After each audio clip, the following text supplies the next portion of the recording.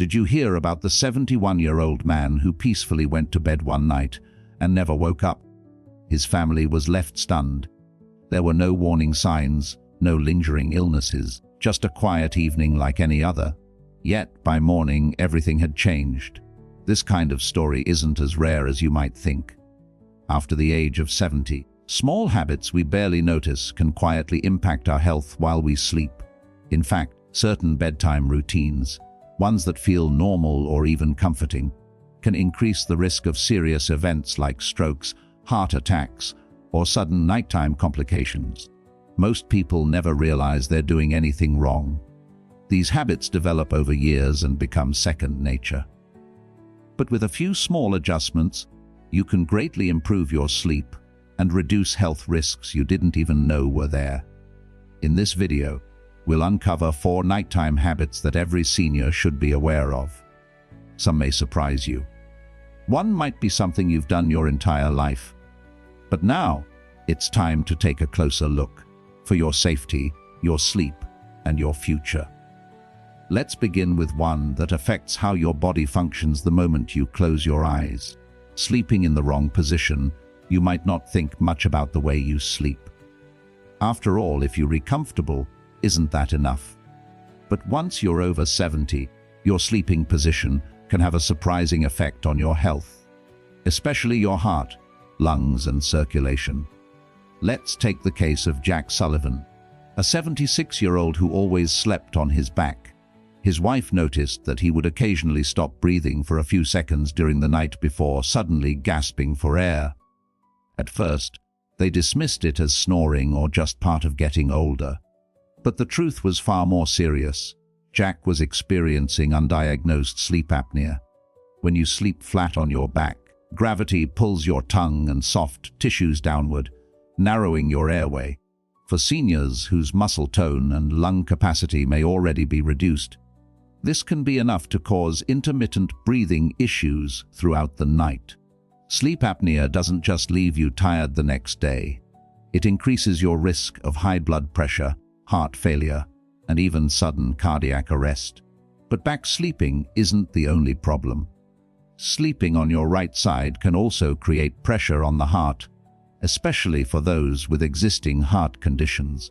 It may impair blood flow, contribute to fluid retention in the lungs or legs, and even lead to worsening of congestive heart failure symptoms over time. So what's the best position to sleep in after 70? Experts widely recommend sleeping on your left side. This position naturally supports your circulation by allowing blood to flow more freely and helps the heart pump more efficiently. It's also been shown to aid digestion, especially if you're prone to acid reflux, since it keeps the stomach below the esophagus and prevents acid from creeping upward. If you find it difficult to stay on your side during sleep, consider using a body pillow or placing a firm cushion behind your back to prevent rolling. Elevating your head slightly with a supportive pillow can also help keep airways open, making breathing easier throughout the night. And here's a tip for those with joint pain or lower back issues. Placing a pillow between your knees while side sleeping can keep your spine aligned and relieve pressure on your hips and back. The way you sleep matters more than you think. By simply changing your sleeping position, you could reduce your risk of nighttime health complications and wake up feeling more refreshed, more energized, and more protected. Sleeping in a room that's too warm, there's something comforting about a warm, cozy bedroom. Many seniors, like Ruby Lane, a 74-year-old retired teacher, prefer to turn up the heat at night and wrap themselves in thick blankets before drifting off to sleep. It feels safe, familiar, but what Ruby didn't realize was that this nightly habit was quietly taking a toll on her health. As we age, our bodies become less efficient at regulating internal temperature. The ability to sweat decreases and our sensitivity to heat rises. This makes it much easier to overheat during the night, often without even realizing it. Sleeping in a room that's too warm may seem harmless, but it can interfere with your body's natural sleep cycle. Your core temperature needs to drop slightly for deep, restorative sleep to occur. When your environment is too hot, your body has to work harder to cool down. That extra strain can lead to fragmented sleep, increased heart rate, and even mild dehydration. Overheating while you sleep can be especially risky for older adults. Mild dehydration at night thickens the blood, increasing the risk of blood clots, strokes, and heart attacks, particularly in people already managing cardiovascular conditions. And because you're asleep, you may not notice warning signs until it's too late. Have you ever woken up in the middle of the night feeling sweaty, agitated, or slightly out of breath? That could be your body's silent alarm bell. Even occasional overheating during sleep, if left unchecked, can lead to chronic fatigue, weakened immune function, and mood imbalances. So how do you fix it? Experts recommend setting your bedroom temperature between 60 degrees and 67 degrees and 19 degrees Celsius.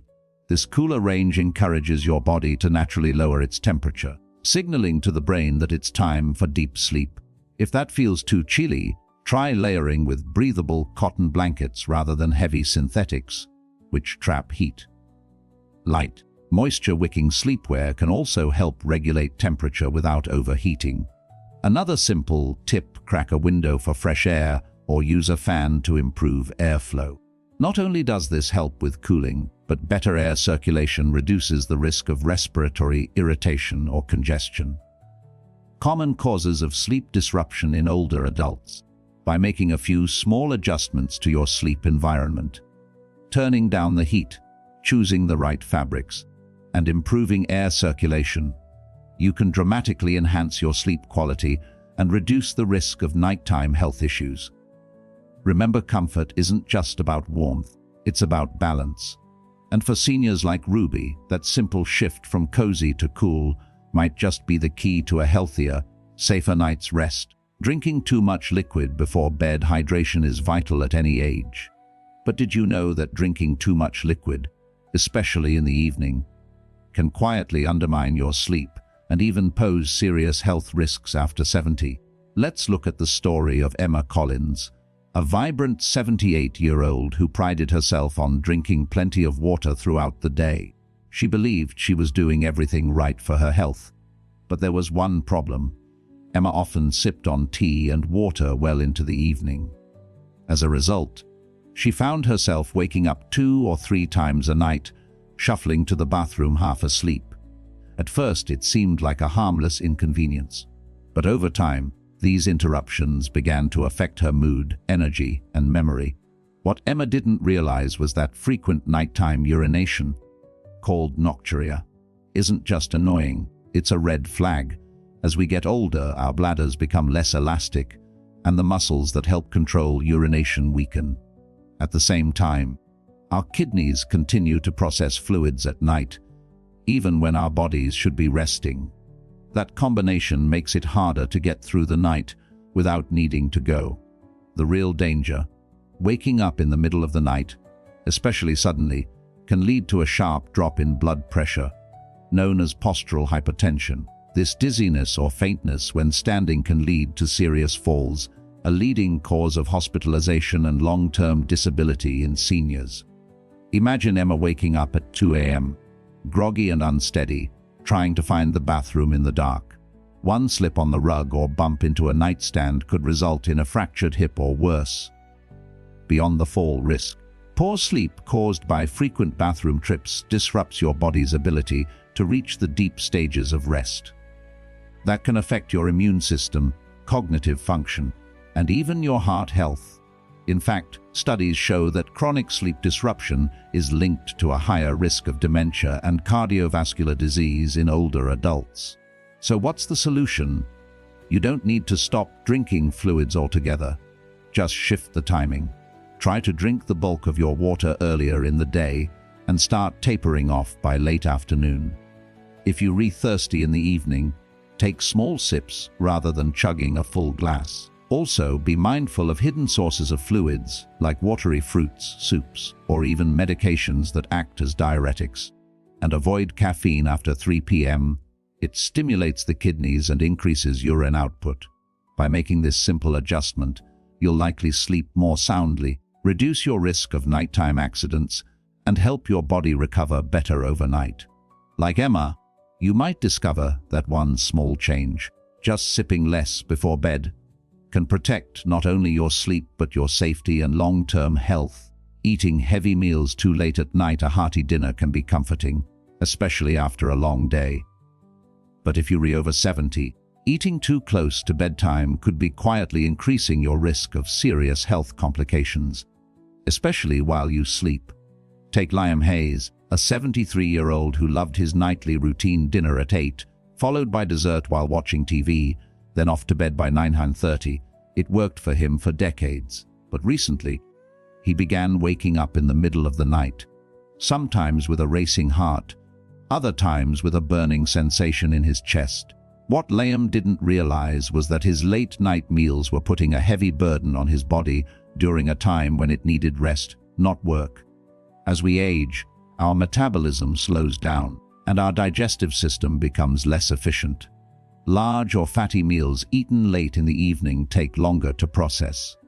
Instead of easing into deep sleep, your body stays busy, producing stomach acid, breaking down fats, and keeping your heart rate elevated when it should be slowing.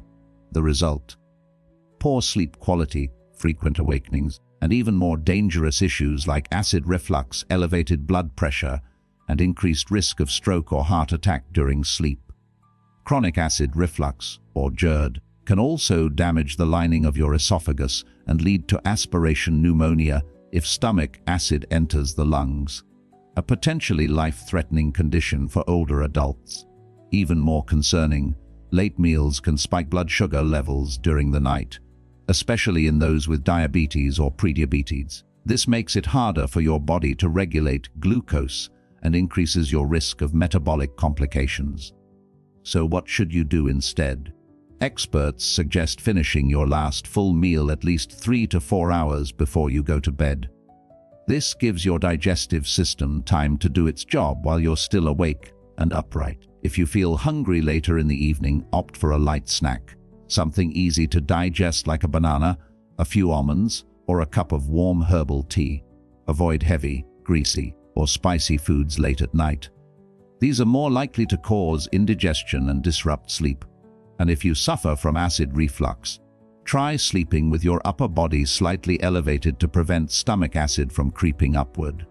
Just like Liam, you may find that shifting your dinner time, even by an hour, can lead to deeper sleep, fewer health disruptions, and a stronger, more rested version of yourself in the morning.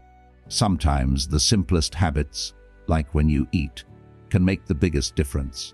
Final thoughts and gentle call to action. Now that we've explored these 4 nighttime habits, it's clear that the things we do before bed, no matter how routine they seem, can have a major impact on our health, especially after 70. From sleeping in the wrong position, to keeping the room too warm, drinking too much water, or eating too late. Each of these habits may feel harmless on the surface, but over time, they can quietly increase your risk of heart issues, poor sleep, falls, or even life-threatening conditions. The good news: none of these habits are permanent, and it only takes a few small changes to make a meaningful difference. So tonight, take a moment to reflect. Ask yourself, am I sleeping in a way that supports my breathing and circulation? Is my bedroom cool enough for deep, restorative rest? Am I staying hydrated at the right times? Or could I eat just a little earlier to give my body time to digest? Start by choosing just one habit to adjust. It doesn't need to be a major overhaul, just one thoughtful step toward better rest and better health. Remember, sleep isn't just about feeling rested. It's about allowing your body to heal, recover, and prepare for another day of life. Thank you for spending this time with us. If you found these insights helpful, leave a comment below and share which habit you're ready to work on. Your experience might just inspire someone else to take that first small step too. And if you haven't already, subscribe and turn on the bell so you never miss content that could help you live stronger, longer, and healthier.